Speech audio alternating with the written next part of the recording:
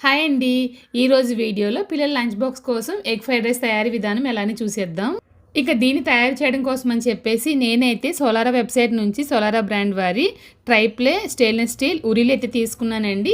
ఇది విత్ లిడ్తో అయితే వస్తుందన్నమాట. 24 సెంటీమీటర్స్ 2.5 లీటర్స్ కెపాసిటీ అయితే ఉంటుంది. దీంట్లో మీరు బిర్యానీ లాంటివి కర్రీస్ లాంటివి ఈజీగా తయారు చేసుకోవచ్చండి. గ్యాస్ స్టవ్ మీద మాత్రమే కాదు కరెంట్ స్టవ్లో కూడా ఉపయోగించుకోవచ్చు. సోలారా వెబ్సైట్లో మీరు ఏ ప్రోడక్ట్లు తీసుకున్నా కృపా 10 అని చెప్పేసి నా కూపన్ కూడా ఉపయోగించారంటే కనుక 10% డిస్కౌంట్ అయితే ఉంటుందండి. ఇంకా ఉరిలి పెట్టిన తర్వాత ఆయిల్ వేసి దాంట్లో 2 కోడిగుడ్లు అయితే వేసి ఈ విధంగా ఫ్రై చేసిన తర్వాత పక్కన పెట్టేశాను.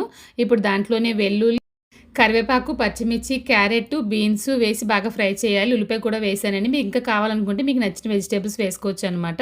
ఇప్పుడు దీంట్లో ఉడికించిన బాస్మతి రైస్ వేస్తున్నాను. ఏమేమి వేసానని చెప్పేసి స్క్రీన్ పైన రాశాను చూడండి. ఇప్పుడు దీన్ని హై ఫ్లేమ్లో పెట్టి బాగా కలపాలండి. చివరిగా కొంచెంగా మిరియాల పొడి కూడా వేస్తున్నాను. వేసిన తర్వాత బాగా కలిపారంటే చాలా సింపుల్గా చాలా టేస్టీగా ఎగ్ ఫ్రైడ్ రైస్ వచ్చేసి మీరు ఇంట్లోనే తయారు చేసేయచ్చు అనమాట.